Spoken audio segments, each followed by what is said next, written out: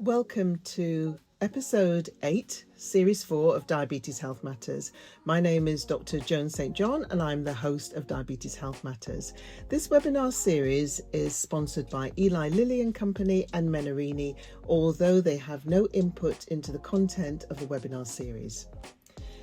In this episode, we're going to talk about research, something that we've spoken about before, but we're going to talk about the whys and wherefores of research in diabetes with particular regard to genetics or genomics, focusing on African, Caribbean heritage populations.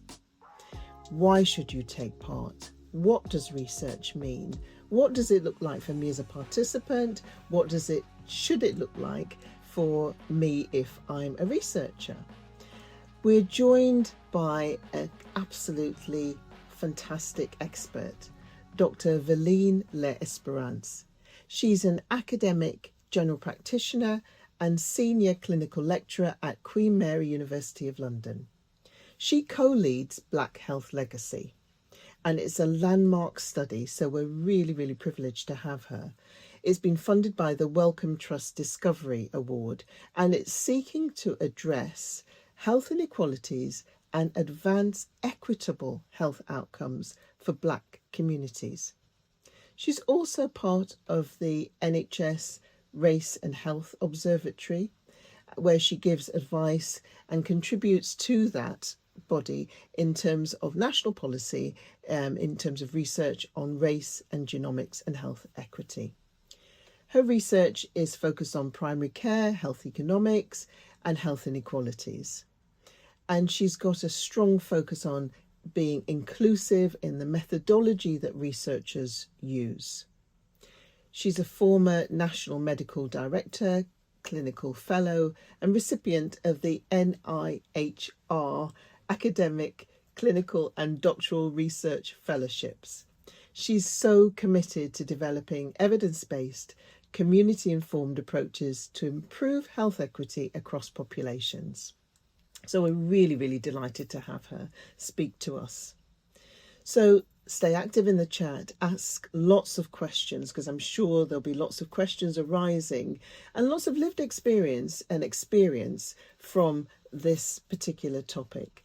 Stay active, ask lots of questions, and we'd like to now welcome Dr Veline L'Esperance.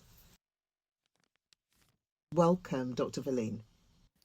Thank you for having me. It's a pleasure to be here. So why is it important to participate in research? But before you tell us about that, can you tell us what research is? Yeah, so research is about answering questions, answering very important questions.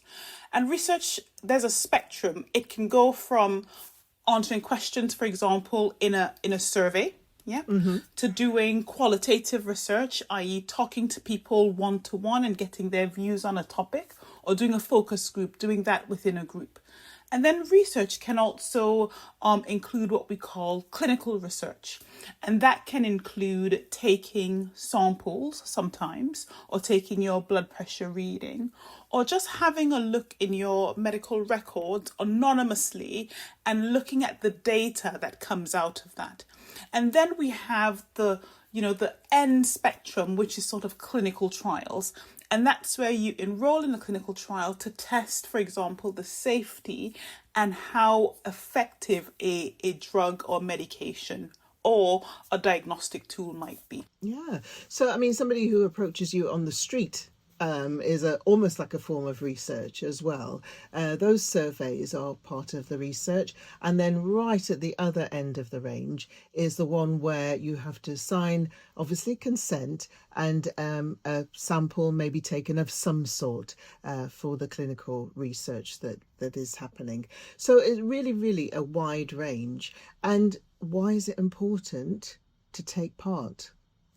Well, it's important to take part because research is used in order to define how we put clinical practice in place, what guidelines we use, what tests we use, what drugs or interventions we give. And if we're not part of that journey, then we're not represented, for example.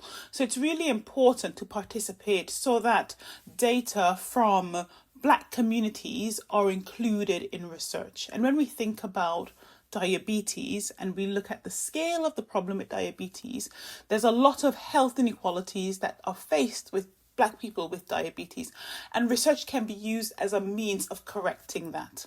So, Dr. Veline, if you've convinced me, okay, and if I want to participate in research, what's likely going to be my next step? I think the first port of call could be your GP practice, because they may have a list of different studies that are currently being run in the area, or your hospital consultant, for example. And then you can look and see what various research appeals to you, and that can be based on whether it's a research question or disease area that's important to you, your family, your community, or it could be something that you're simply just interested in and you want to participate in. Google can also help you to have a look to see what is available. But it's always important that any research that you want to get involved in, you understand that it does have ethical approval. Very important. With ethical approval, there will be an IRAS number, for example, that tells you has ethics approval, that you can then go and then check. Really important. And then taking the patient information leaflet and the consent form, reading those through. So what does research involve? Like I said before, it depends on what type of research. So, for example, I have two sort of research studies happening. One is a survey where we send the participant a link. They do a survey, answer about 20 questions, and then that's it. So that's sort of quite basic and very straightforward. For Black Health Legacy, there's a little bit more involved. So, for example, you read the information leaflet, you sign the consent form, and then we ask for a saliva sample, and you produce that by spitting into a tube, for example. You then also fill in a brief questionnaire about yourself, and then you also consent with giving your NHS number as well. So that's sort of another, I guess, straightforward way in which you would participate in research. For Black Health Legacy, then you're also then given a voucher as a thank you for participating.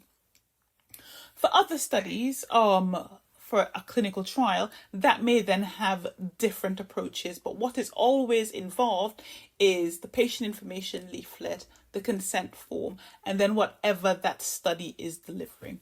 I mean, in the beginning, you said it's about answering a question, which I think is really important, that we view it that way.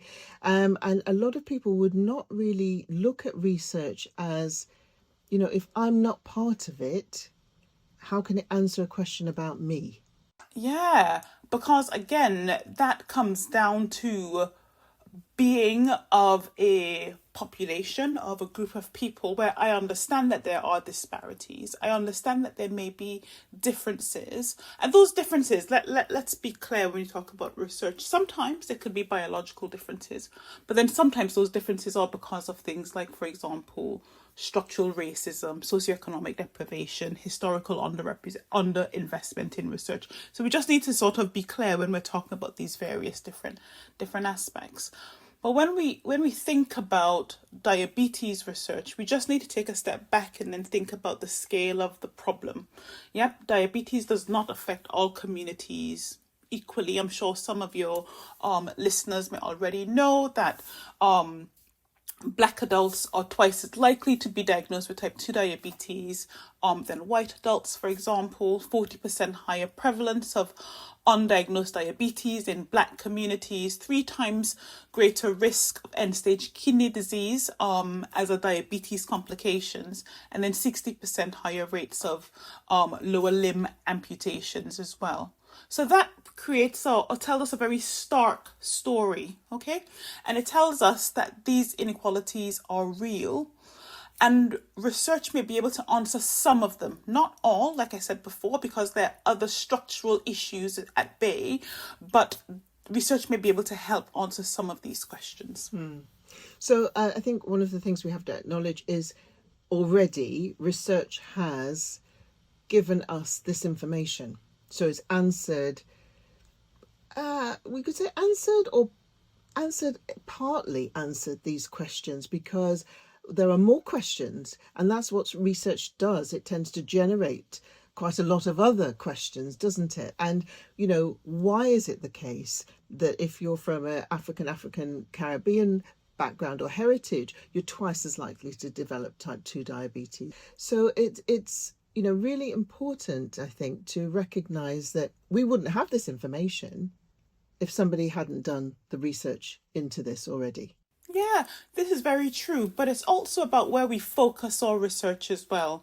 I think you would probably find that research that's focused specifically on Black communities isn't particularly that prevalent. Okay, so although these questions, it's great to have this data, great to understand this data, and that generates more questions, but we then also have to think, okay, this is a population that has been largely underrepresented in research. So it's up to researchers as well to really pinpoint and ask these questions.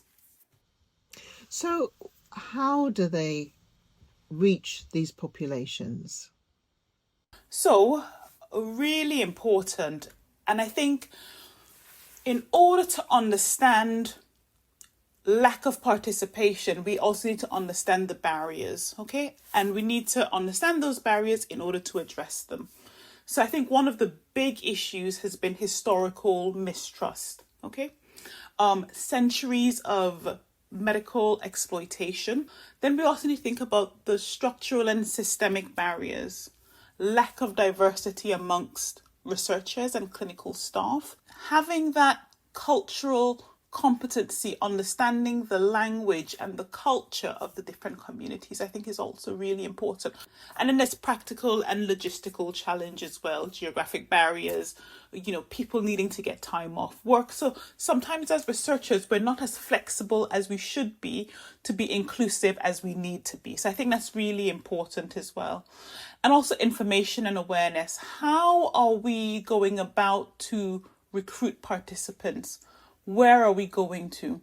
I think largely when it comes to research, we tend to try and stick to hospitals, GP centres, but really you need to go to where people are, and people are in the community. And I think we can't underestimate the power of working with community organisations in order to deliver research as well. So understanding those barriers is vitally important. And once again, I'm going to say we have to acknowledge that actually it's research why we know these things like historical mistrust, the structural and the systemic barriers, practical and logistic challenges, and information and awareness gaps exist. Without research, we wouldn't know those things. What sort of safeguards are in place? Could you tell us a little bit about that?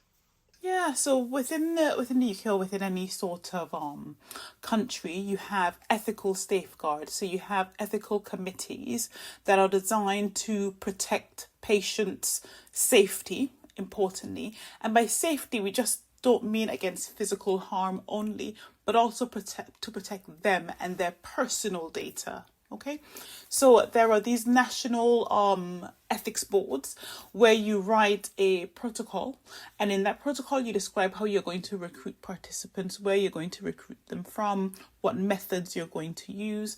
Any interventions you may or may not use is also included as well. But then you also need to include risk and mitigation. What are the risks associated with participation? So I think all projects, you have this national framework, then you have a sort of mid-level with your sponsor, and then within the project itself you have these safeguarding executive boards as well.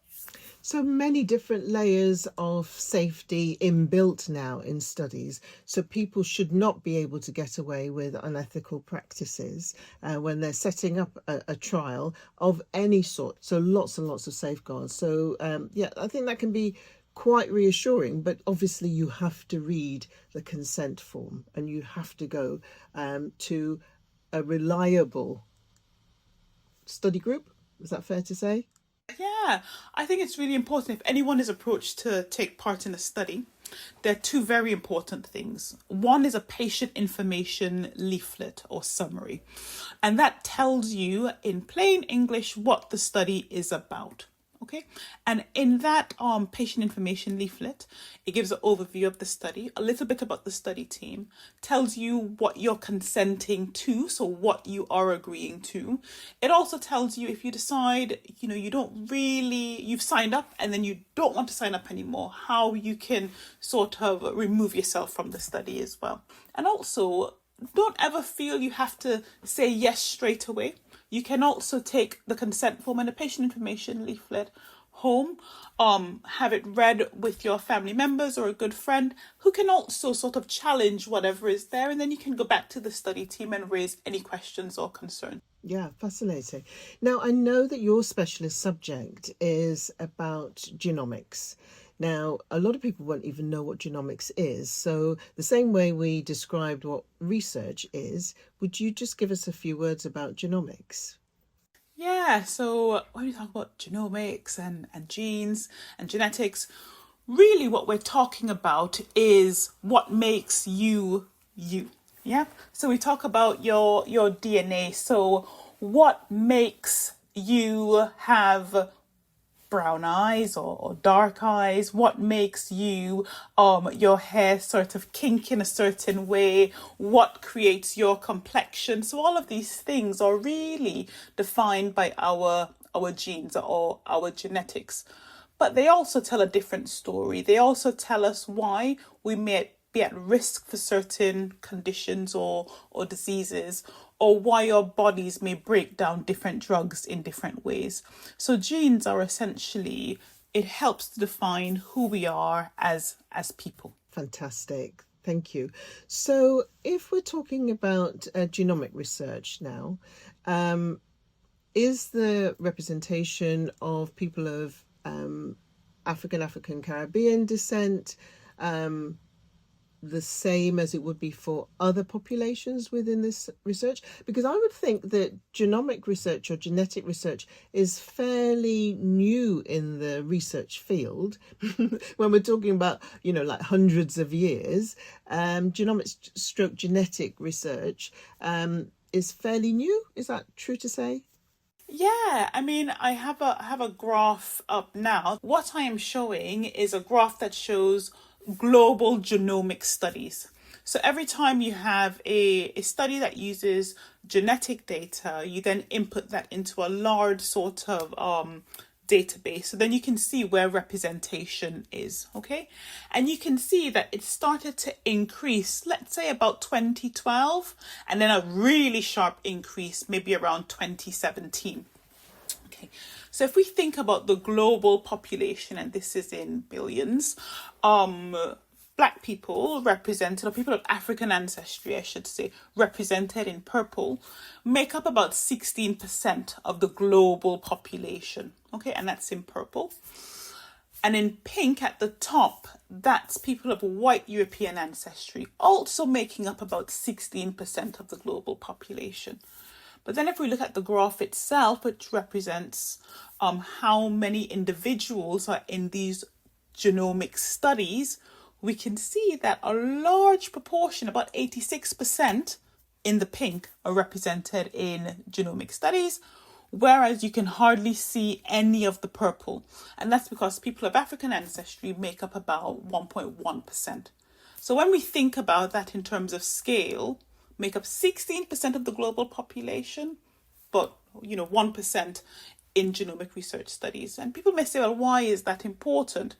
Well, that's important because these are the databases, these are the data sets that researchers use in order to develop new drugs, interventions, when we think about predicting risk in individuals, when we think about how we also prevent diseases as well. These are the databases that we're using. So therefore, if you're not represented, then those questions may not be answered sufficiently for people of African ancestry. Yeah. And Dr. Veline, so we've said this is fairly new. We've said that there was a huge uptake in these studies from about 2016, 17, so the past sort of 10 years or so.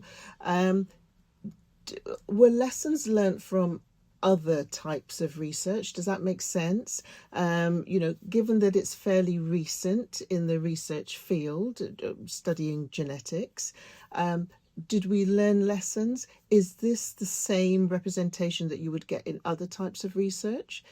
Is genetics doing better at it or not? Really good question. I would say it's probably largely the same. I think that maybe I would say in the last 3-4 years, we have sort of realized that there's a huge problem and efforts are now being made to correct those problems, okay? But I would say we probably have less representation in genomic research compared to, for example, clinical research, but we're still largely underrepresented as a whole. Okay. So, and then you've got some information about the UK-based biobank. Do you want to tell us a bit about that? Yeah, so the other graph essentially shows self-reported ethnicity in the UK Biobank. So the UK Biobank contains about 500,000 individuals, and this sort of is the national database that we use in the UK. And as you can see, representation there, 94.6% for people of white ethnicity, but again for people of black ethnicity, so black British, black African, black Caribbean, 1.6%, yet we make up 4.2% of the national population. So again, lots of underrepresentation there. Nationally, there is an underrepresentation we're talking specifically now about genomics research.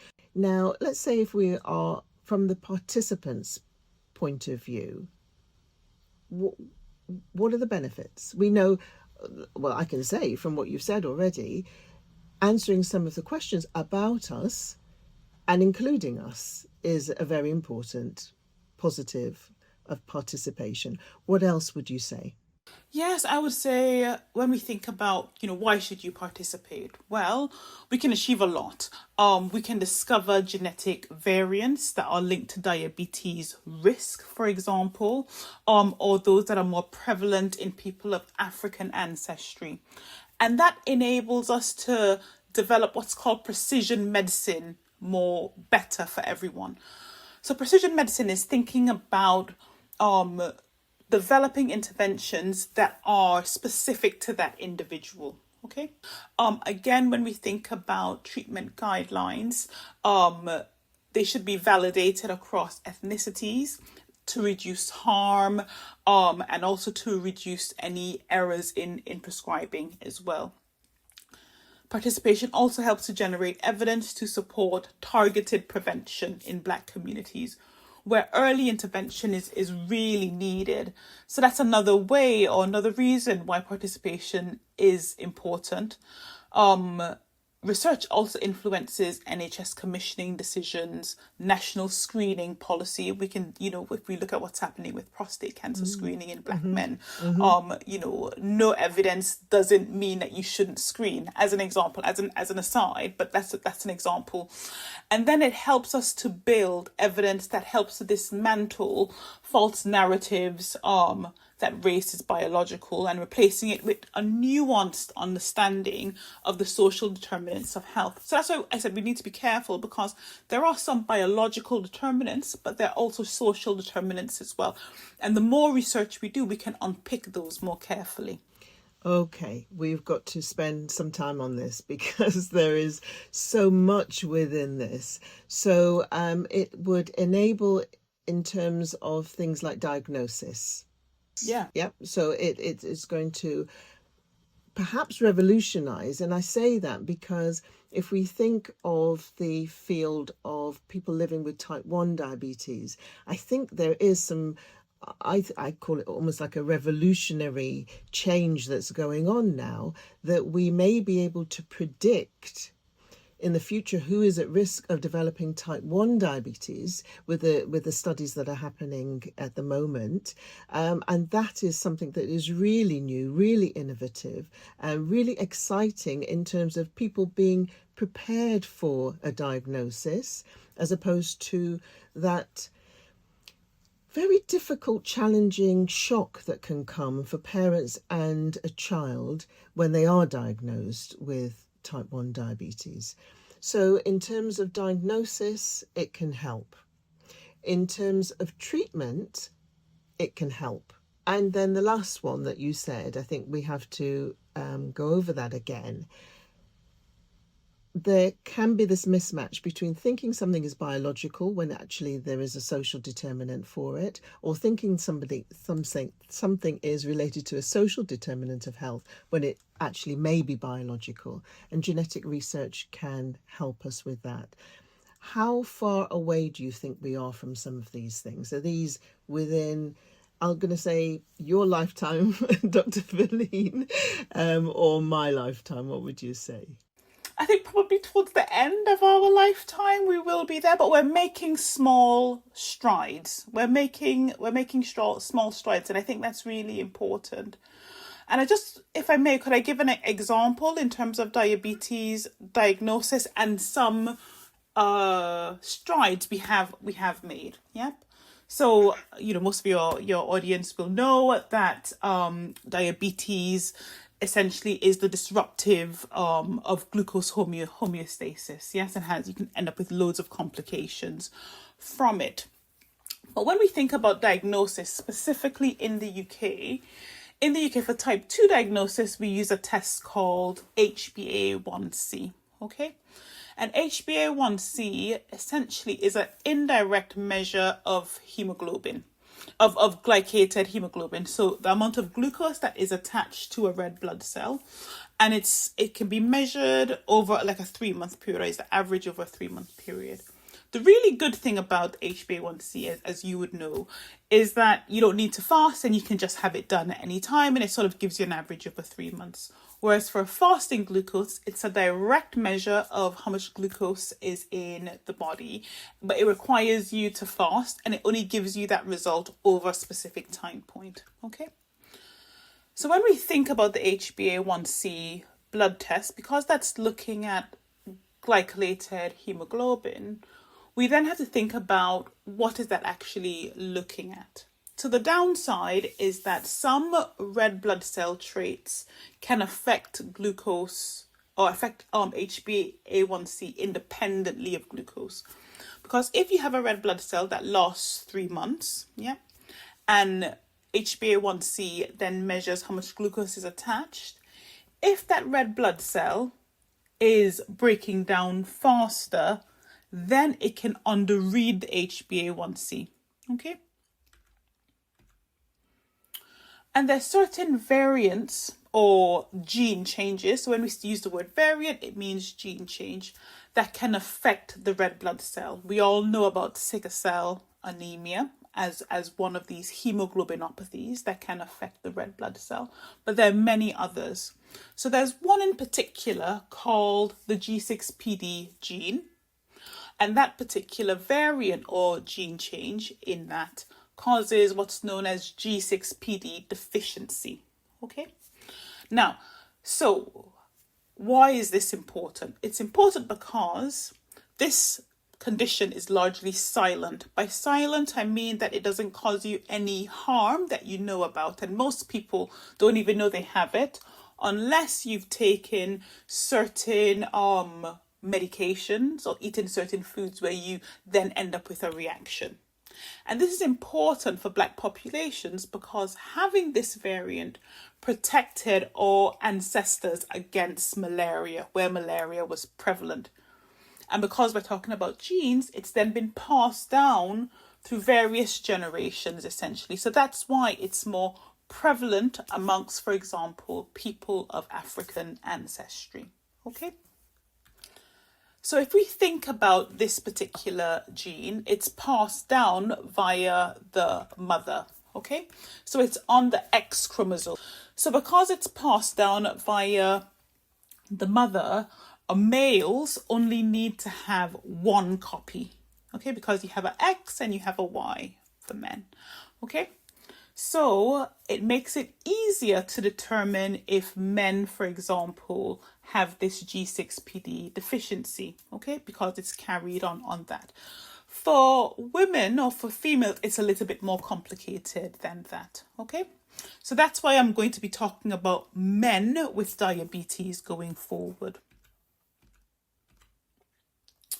So recently, our team, led by Professor Enish Barroso at Exeter, found that and that's the paper. So the paper is called, if you want to look it up, Undiagnosed G6PD Deficiency in Black and Asian Individuals is Prevalent and Contributes to Health Inequalities in Type 2 Diabetes, Diagnosis and Complications. And that paper can be found in Diabetes Care, published in November 2025. Okay. So in that paper, we found that 1 in 7, so I'm talking about men now because passed down via the mother, and I'm talking about Black men because it protected people of African ancestry against malaria. 1 in 7 carry that particular variant, okay? And this is comparable to 1 in 10,000 of white European ancestry, okay? And then compared to 1 in 63 South Asians. So that's the stark difference in terms of prevalence of this particular variant in Black men. So what does this variant cause? I told you, if you have these variants, it can cause the red blood cell to break down a little bit faster. And because the red blood cell is breaking down faster, when you look at the HbA1c, it's actually 10 millimoles per mole lower. And that's at the same level of glucose. So it's not affecting how your body deals with glucose, it's affecting the reading of the test. And that's a very important distinction to make. And that's compared to people who do not carry this particular variant. So what happens, and you and I would know, Joan, in general practice, 10 millimoles per mole is huge. It is. It's the difference between diagnosing someone with diabetes, pre-diabetes, and not having diabetes. So the data was able to show that this then causes a 4-year delay in type 2 diagnosis and a 1.4 higher odds, so 40% higher chance of having microvascular diabetes complications. So that's problems with your eyes and your kidneys. So this takes us into the realm of more precision diagnosis. So this test we've been using since 2011, which has advantages. It can be done extensively, it's quick, the assay is quite stable, has lots of advantages, and this is why and it's cheap, and this is why we use it. However, it is disproportionately causing underdiagnosis in Black males that carry these genes. So you see why it's important.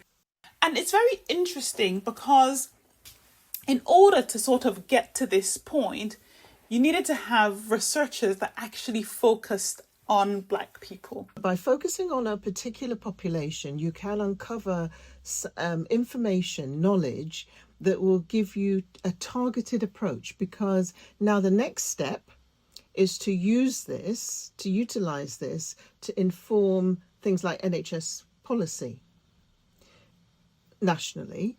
And when you and I sit in a consulting room, we as clinicians have to bear this in mind, because do we have to think that person in front of me, that gentleman in front of me, is that person, when I'm thinking that they may have pre-diabetes or non-diabetic hypoglycemia, do they actually have a glucose 6-phosphate dehydrogenase deficiency? And do I need to be looking to make sure whether or not this person is actually now living with type 2 diabetes? So this is it in action. I mean, that's a beautiful illustration. Thank you so much, Dr. Veline.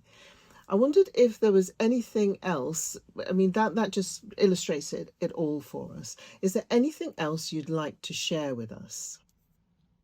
No, I think I just, so that provides a very good illustration, but it also tells us that we need to do more.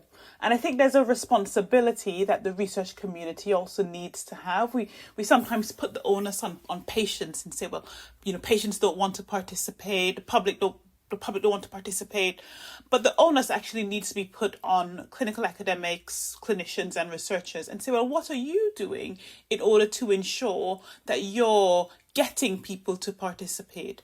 So I think the things I want to touch on are what we can do across the research community in terms of building trust. Yeah.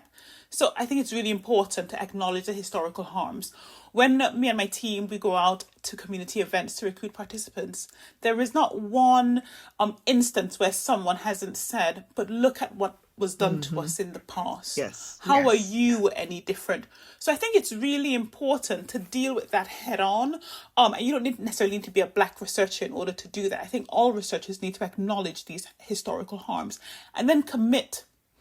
I think sometimes as researchers, we come in, we get what we need, we leave, and there's no sort of commitment to a long-term relationship. So we need to think about how that relationship can be extended beyond the life cycle of a study. In terms of the building trust, because I think it is vitally important, and I think it represents respect, essentially, is another name for it, because respecting that there were historical harms, and you have to acknowledge that before you move on, before you do anything, before you even continue a conversation.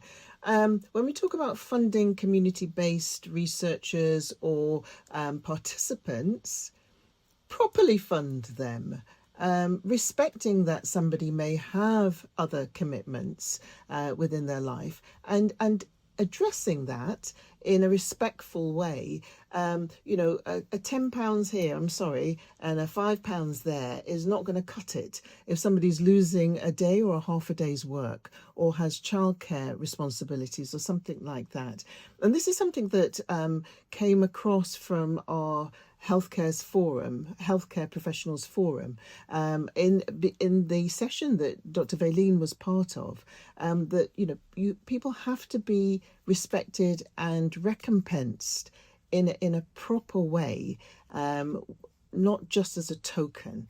Before you even start to do the work, you go out into those communities and you ask them, what do you want? How should this be shaped? What should it look like? Absolutely. And then finally, I think you're saying that researchers should be accountable. For sure. I think we all have a responsibility to ensure that the research that we're doing is ethical. But we also need to think, when you're out recruiting, when you're thinking about your sample size calculations, are you really ensuring that it is truly representative of the NHS population? It's not just about who may be the easiest to recruit, but we also need to think about who is reflected in society, who is disproportionately more affected by these communities. And those questions need to be in the back of your mind. So there is some accountability for researchers as well. I think we also have to be accountable in reporting data in its entirety. I think that's really important. Yeah. And then finally, this I think is really important. It's about diversifying the scientific workforce. Yep. We need more researchers that look like us, that represent the communities we want to serve. And we're not doing enough of that in terms of bringing up the next generation of Black researchers. Absolutely. And two things I would add to that. You said sometimes they will disregard the information because they say the sample size is too small, which really irritates me because I want to know that information. But the other thing they do is they lump it together. So you get many different diverse populations lumped together as so-called ethnic minority, as one group, which doesn't make any sense either. And I think the other thing I would add is that, as you've absolutely said, the workforce needs to be representative of the population that you're trying to focus on, but throughout the whole tiers of the research field. So, I absolutely give acknowledgement and respect to you as the co-lead for Black Health Legacy. Is there anything you'd finally like to tell us about research, participation and particularly genetic research? Yeah, what I'd like to say is see what's out there. Think about getting involved. Think about research not as something that is going to harm you, but that collectively something that can help us across the Black community much better. If I may, have a look at Black Health Legacy, Google, go onto our website. If you're interested, please just contact us and we're happy to talk through anything. That's absolutely fantastic. Thank you so much, Dr. Veline. We really, really, really appreciate it. Thank you. Thank you. Thank you, Dr. Joan, and thank you, Dr. Veline, for this extraordinary introduction to the topic. It was incredibly rich, and we touched on many topics. And I'm glad that you also spoke about representation among researchers. That's very important, and we discussed it at the Diabetes Africa UK forum last year. If you're in the room, if you've got some questions about research, please don't hesitate to ask the questions in the chat. We will endeavor to answer them. Dr. Veline, you ended on something important, that this isn't just about data, it's about relationships, and that research can just come in, take what it needs, and leave. So my first question is, what does building a genuine relationship with communities actually look like in practice? How have you done this? How have you seen it done? Yeah, thank you very much. So essentially, building a relationship is not about being extractive. It's about finding these community organizations, having them understand the research that you're doing, but also the wider aspect of research and why it's important. So I think that initial conversation of being open and answering any questions that they may have, I think is vitally important. Then the next step is really showing up, and not showing up once, but showing up continuously, and having that continuous ongoing exchange, I think shows people that you have real value in, or you value what they're doing, and you want to participate in what they're doing and in moving things forward in that way. So for example, on Saturday, my team and I were at a church event, and that church event focused on menopause and nutrition. And I also spoke about the importance of research as well. What led up to that was an initial conversation and an invitation to come along. And now what's come from that is, how do we then on an ongoing basis support this church's activities in order to build health promotion and advocacy and engagement in research. So it has to be ongoing, it has to be mutual, and there has to be a shared sort of appreciation of moving this agenda forward.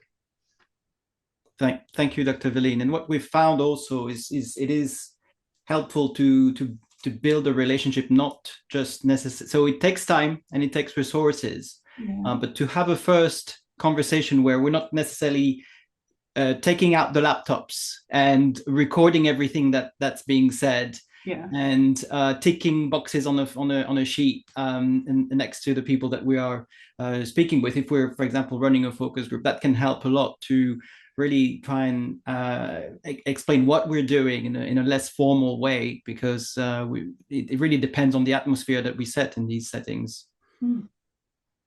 Thank you. A question that we had also was really practically about the use of these databases that you've talked about, and where Black populations are not so well represented. But in practice, when people are using these large genomic databases, what does it actually look like? Who's using them? What kind of questions are they asking about people with diabetes? What is the process? Yeah. So essentially you have these databases and they hold lots of information. They hold genetic data, but they also may hold health data as well. And obviously people have consented to be a part of these databases. In order for researchers to first access these databases, you tend to have to submit an application form along with your protocol that displays what you're going to answer, why you're going to answer it, what sort of impact it's going to have. Some application form may ask, well, how have you involved communities in raising these research questions, okay? And then once you've gone through all the checks, then you can essentially start to use these databases to answer these questions. So most often these databases are held within what's called a trusted research environment. So that means that the person's data is completely anonymous, okay? But in addition to that, it's held within a secure setting. So that means not everyone can access it, not everyone can analyze the data. And also within that setting, you actually analyze the data within this trusted sort of research environment, but then you only are able to remove the analyses. You aren't able to remove the data itself. So those are just some of the checks and balances that are in place when using these big databases. And like I said before, some of them also contain like radiology images as well. So the world's your oyster in terms of what sort of questions can be answered, anything really. So that's why representation across all ethnicities is very important. Mm. And this way of working, Dr. Joan hinted at it, is quite different from how research has been conducted before, right? Or has been traditionally done. Yeah, I guess because we're moving towards this, and maybe this is just sort of in my line of work, we're moving towards this precision medicine and understanding risk scores. So in order to get those precision analyses done, you need really large data sets. You need millions and millions of people or millions of data points to answer these questions. So that's why sort of it's become, I guess, more popular in recent years, because we're heading towards that precision or personalized medicine approach. Thank you. Donald in the chat was asking if we could go back to the point about increasing representation in research through researchers. How can we do this? And he says that this is further compounded by the lack of funding. So some solutions. The question is to both of you, Dr. Joan and Dr. Veline. So, Veline, do you want to go first? Yeah, I'll go first. I think funding is key. I think funding is important. How funding is structured is also important. We have a situation where Black researchers are underrepresented, but also tend to remain at quite junior levels in academia as well. So there's twofold there. One, some organizations have started, for example, the Wellcome Trust, they have an accelerating program for Black and ethnic minority researchers. Diabetes UK also has a specific call or grant funding for people of Black backgrounds as well. And that helps with the representation. However, we don't need to have, or we shouldn't have to have specific calls for specific ethnicities if we're doing our jobs properly. If you know that we're sort of wanting to recruit people who are underrepresented, then it needs to be designed, your protocol needs to be designed in a way where representation is important. So I think it's funding, but it's also how we think about delivering research as well. Thank you very much, Dr. Veline. I would also say that the difficulties that we outlined that participants experience is reflected also sometimes in the experience of the researchers. That they have barriers, they have obstacles that they have to go up against before they can achieve what they want to achieve, be that specific focused research in particular populations, be that promotion within their field, be that, focusing on particular conditions that affect particular communities. So the researchers themselves have difficulties. And I think one of the ways I would say that helps is for the researchers to provide peer support. And whether that takes the form of a group or whether that takes the form of some other form, it is through my familiar saying, each one teach one who has navigated those obstacles, enabling and facilitating another researcher to have an easier path to facilitating that, so that they can have an easier path and achieve the promotion and the career progression that they should have. So I think it's difficult because the researchers are no different to the participants in some respects and experience some difficulties as well. But I think peer support is one of the really important things.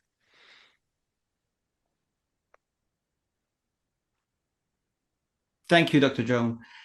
There's a question about supporting community organizations to access funding in research. I can speak from Diabetes Africa's perspective. We have been approached quite late in the process of grants that are being put together. Even after the grant has been accepted, people come to us and say, actually, can you help us reach out to specific groups? What's the issue there? Is it that community organizations are an afterthought in research? Are there efforts to bring them on board earlier? What's your take on this, Dr. Veline? Yeah, so I think this is a really important area. So for me, I kind of think if you're applying for grant funding that's focused on a specific community or population, and you really want to make meaningful change, then you can't even submit the grant application without accessing those communities and finding out what really are you going to ask about. So for us, when we applied for this Wellcome Trust Discovery Award, on our application was actually a community organization that was one of our collaborators front and center, because that was really important. And it couldn't be done in a tokenistic way, because when you're thinking about collecting genetic data from a population that's largely underrepresented and there's mistrust as well, you got to think, how are you going to do that? Questions that we asked even before we submitted our grant application. Do we use blood or saliva? What's going to be more accessible? How do we approach our recruitment participants? Do we go mainly via the NHS, GP practices, or do we go with communities? And as an academic, okay, yes, I can answer some of those questions, but really I can't answer all of them. And that's where you need to partner with the community organization, I think, even before you submit the application. And that allows you to then cost them properly. I must say, with most grant funders, you do get pushback, even when you have applied and you have received funding, where you're then told, can you cut your budget by 10%, for example. However, if they're there from the beginning, then you stand a better chance of it being funded properly. So that's one avenue. And then as the project is ongoing, then you think about what other funding avenues are available.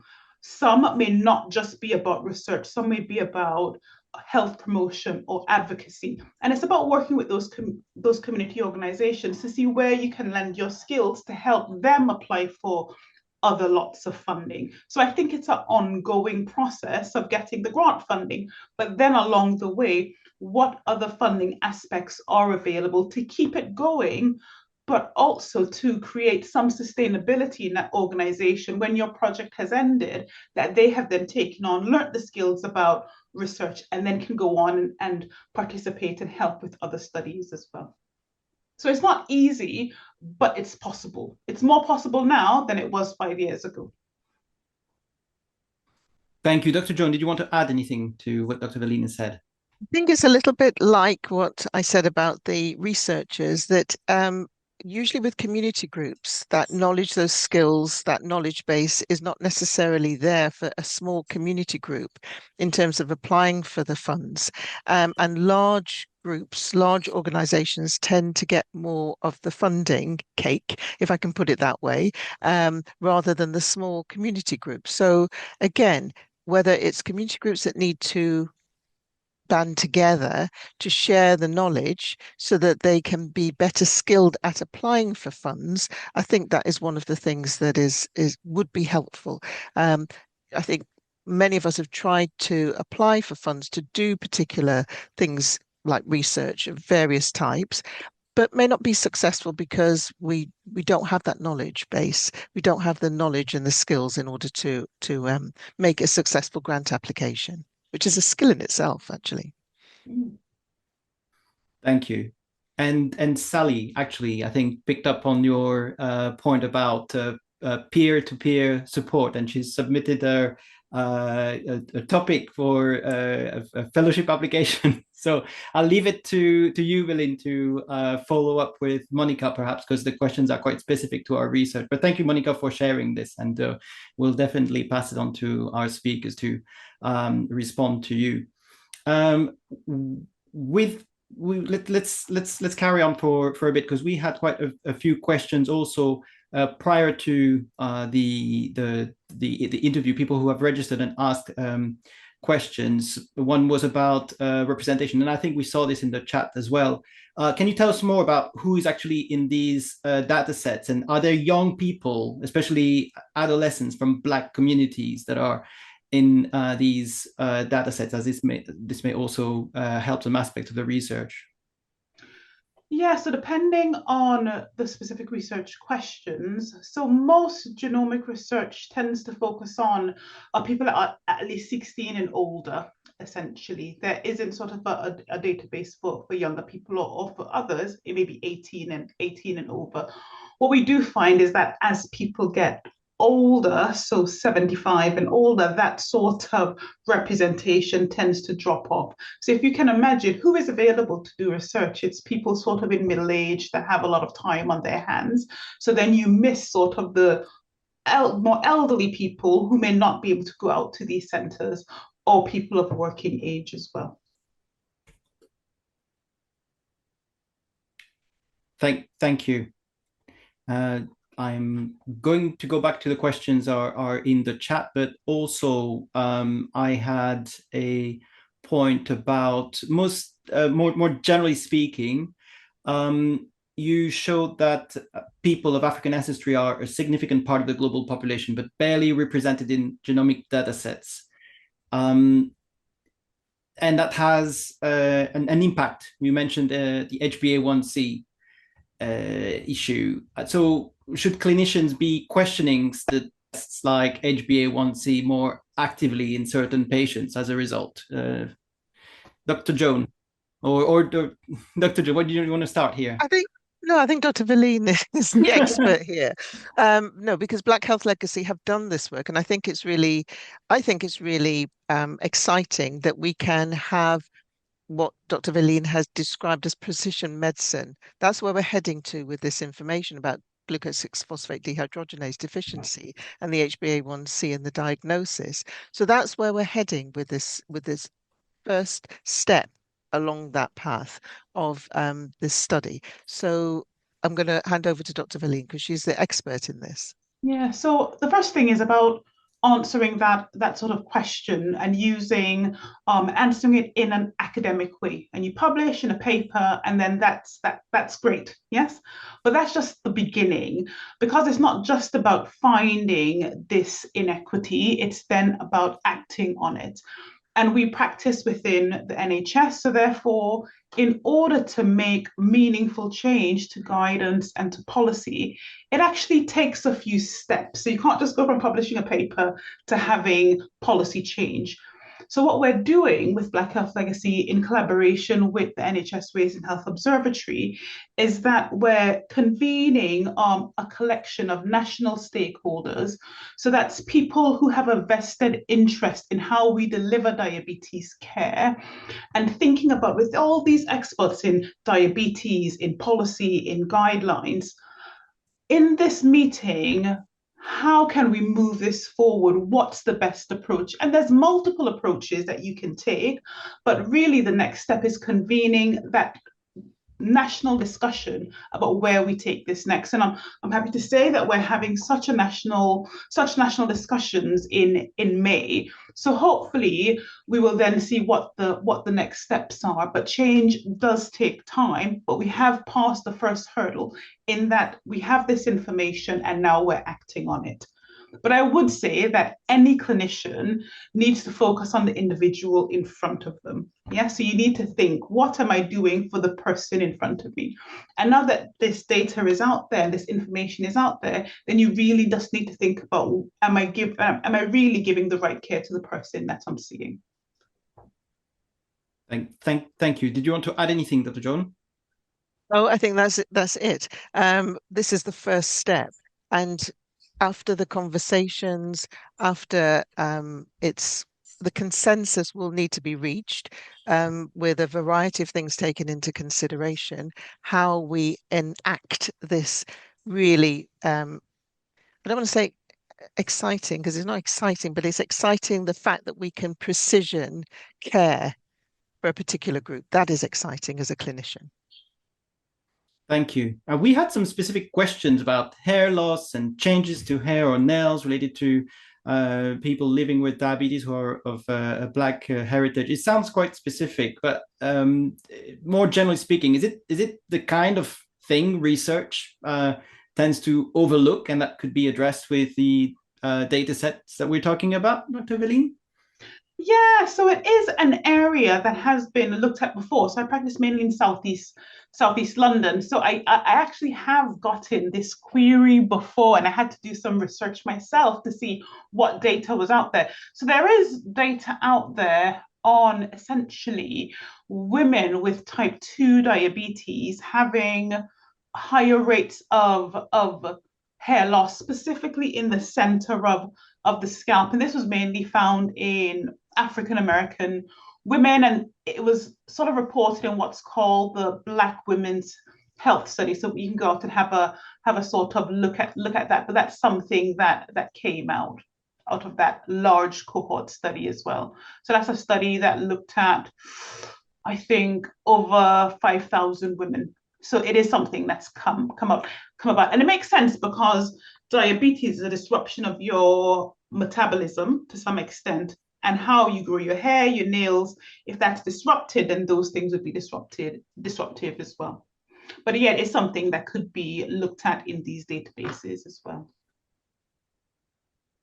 Thank you. And here's a question for us from Chinedu about the work of Diabetes Africa, because we're talking about research that's taking place in the UK here, and he's asking about Africa more generally, about Nigeria, where there's the largest Black population, and about our role in this. So I just wanted to address this, and you're absolutely right to raise it. So as Diabetes Africa, our role is not to fund or lead research directly. We tend to work by bringing together evidence, showcasing what others are doing, which is what we're doing today, and translating that into practice. So, and another point is that the questions we're discussing, for example, how reliable tools like HbA1c are across different populations, they're not UK specific. They're global questions for people of Black heritage, wherever they are.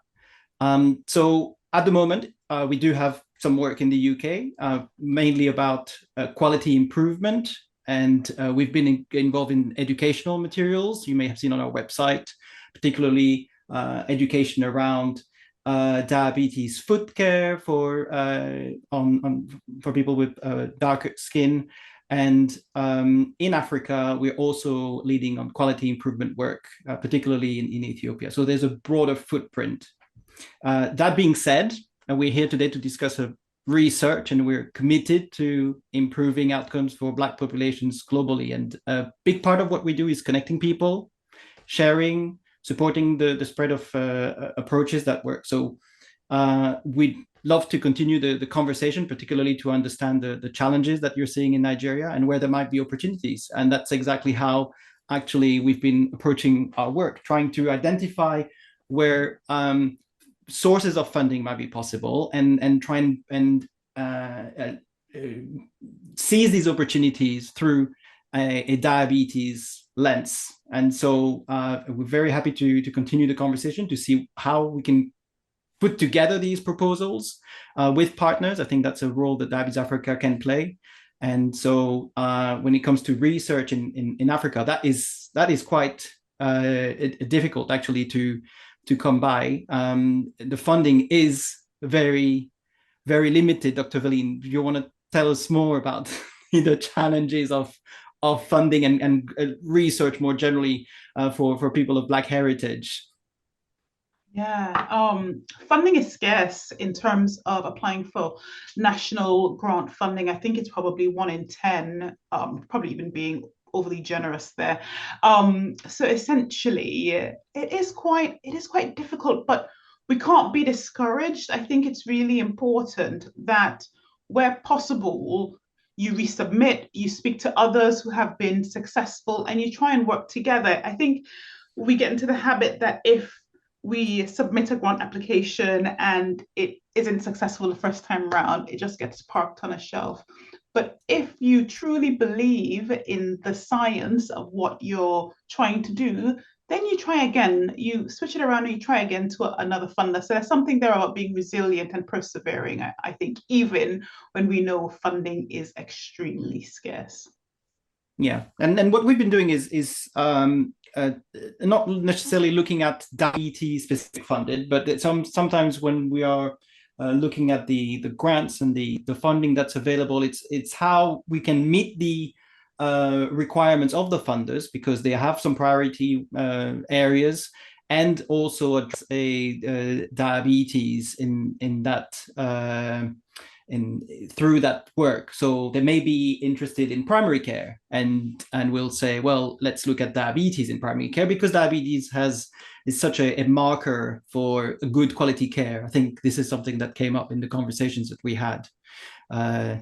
Dr. Joan, did you want to add anything about this? Oh, I was just looking at the question from Derek, who was saying, how do we involve the 18 to 39-year age group? And I think it's a similar pattern to the way you would involve other underrepresented cohorts, whether that's in terms of age, whether that's in terms of sex, whether that's in terms of ethnicity.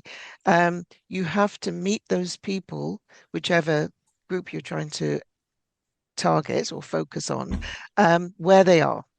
So if you're talking about 18 to 39, they're likely to be a working age population. So there's no point offering appointments only between 9 and 5. You've got to go out there in the weekend, you've got to go out there before work, after work. You may have to offer childcare. You certainly have to recompense them, as we said during the episode. And you have to do that appropriately. £5 or £10 isn't going to do it. You have to give transport costs and things like that. So I think that's one of the ways that I would say, and non-health settings, as Dr. Veline has explained, is a really good way to be in touch with diverse groups, whether that's religious settings, whether that's community settings, but non-health settings is actually a good way to contact them. So thanks for the question, Derek. Dr. Veline, did you want to add anything? No, I think it's also about being agile and being sort of flexible in your approach. For that group, maybe remote recruitment also works, sending out kits, information materials to the person's home and then sending it back when they feel it's appropriate for them. I think that's another way of engaging people in research of that age group. Thank you, Dr. Veline. Dr. Veline, if we get this right, better representation, better data, what actually changes first? Diagnosis, treatment, prevention? I think all of the above, really. I think right now we're moving towards more prevention. Yeah. So if you understand how we can predict who is going to develop diabetes, the severity that they may develop it, and complications attached to that, I think that that's hugely powerful, because although we're doctors, we're not really in the business of wanting to see sick people. We want to see people not be sick, not be unwell. So what are the prevention mechanisms or models that we can develop if we have all of this data? And that's why it's important with our study with Black Health Legacy. It's not about a picture of your health at one point in time. It's looking at your journey towards developing or not developing diabetes, your journey towards developing or not developing any complications. So it's about what are the time points that make people's mechanisms change in different ways. And you can't do that if you don't look at the entirety of their health journey. So that's really important. So when we say we're collecting data, it's not just the data about you now, it's about your entire health journey, and that's what's important. But that's held anonymously, and it allows us to answer these questions about prevention and about prediction. Thank you. That's actually a very good answer. Dr. Joan? I don't think I can add anything to that. It is. I mean, we are about a national health service, and it's been said before, not a national sickness service. That's not what we want to be, all of us clinicians. We want to prevent what is preventable. Not everything is, but what is preventable, we want to prevent it. And I think I said during the episode as well, for things like type 1 diabetes, preparedness for a diagnosis can also be useful information. So sometimes that preparedness can help you to prevent that condition, but sometimes it can help you to be better prepared in terms of your support network, in terms of your lifestyle, in terms of the things that you're going to do if you have that diagnosis. So it's going to be about precision medicine. And I think for a long time, people have said, oh, you're just giving me this medicine or whatever. You don't know if it's going to work for me. And sometimes we don't really know if it's going to work for that individual in front of us. But with this information, hopefully we'll have a better understanding of what treatment management, whatever strategy is going to work for that particular person. Thank you, Dr. Joan. We are going to be running a series of polls now. So if you are on your laptop, they should appear on the screen. And if you are on your mobile phone, you may have to scroll or swipe left or right. Let me try and skew the numbers a little bit, because we're asking, have you learned anything during the event series that you can use in your practice? Yes or no. And so I wanted to ask Dr. Veline, what would you want clinicians in the room to do differently tomorrow? What I would want them to do, I guess, is just think a little bit more carefully. Yep. So if you see a patient and, for example, you look at their HbA1c and it looks okay and it looks fine, but they're currently undergoing, diabetic eye screening, for example, and you realize that they have a retinopathy or maculopathy, or you do your annual diabetes check and they have some complications where they have poor circulation in their feet, where the person in front of you don't necessarily match the data that you're looking at. Just think about that more carefully and think about whether you may want to consider doing an additional blood test, like a fasting glucose. So I guess I'm just asking people to think a little bit more, and I know it's really difficult in general practice, but just think a little bit more carefully about the person in front of you. That's what I would ask people to do. Thank you. Dr. Joan? Yes, I think building on that, the glucometer readings can be really helpful in those circumstances. When there's that mismatch, unfortunately, the person may be having lots of complications, but their HbA1c is looking fine, and you're thinking, this doesn't quite fit. I'm not sure what's going on here. Asking the person to do a series of home blood glucose readings can actually show the true glucose readings, as opposed to that skewed HbA1c, which might be caused by that glucose 6-phosphate dehydrogenase deficiency. So that could be a useful way of doing it. The other thing I would think about, I would suggest for clinicians, is that we know that the way we talk about things can have an effect, can have an impact on the person who's there with us in the consultation. So maybe thinking about research in its widest sense, and talking to people more about research might be another thing that a clinician could do tomorrow. Yeah. Thank you. And we're asking in the chat about this event, about the things that you found interesting that will help us shape future events.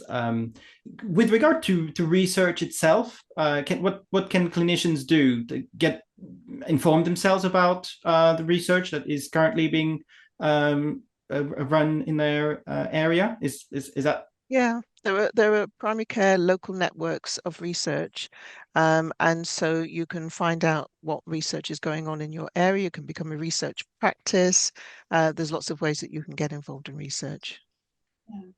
So we have something called the NIHR Research Delivery Network. So they look after the research arm, well, the research delivery arm of the NHS. If you go onto their website, NIHR, RDN, then you can start to see what's available sort of in your local area. And you can drop them a line and say, what research is happening in my area?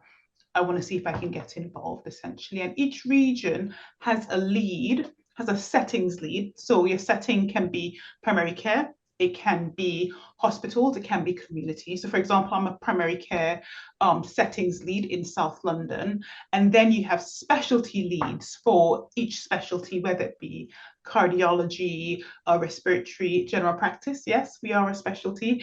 Hepatology. So again, there are different ways in which you can find out what's available. So NIHR Research Delivery Network is one way of finding out what's available, as is NIHR Be Part of Research. They also have a list of active research studies that are recruiting participants as well. But if you want to get involved in Black Health Legacy, as I'm here, you can Google Black Health Legacy, or it's blackhealthlegacy.org, and again, see if it's something that you might be interested in. The inclusion is 16 and older if you identify as Black or mixed race with any Black background. Thank you. And we are also, well, we actually have a few people asking for your contact details. And so they are interested in getting in touch. What we'll do is that we will write down the names of the people who have questions, and then we will pass them on to you if you're okay with that, Dr. Veline. Yes, definitely. Thank you. So sharing our last poll, and also asking you guys in the room if you would like to us to register you for future events. We're continuing this series. Dr.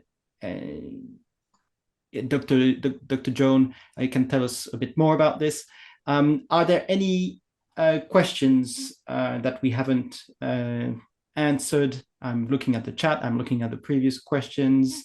Perhaps as in terms of closing remarks, Dr. Veline, if someone is unsure about taking part in research, what would you want them to understand before they decide? And perhaps we can also ask who benefits if people don't take part?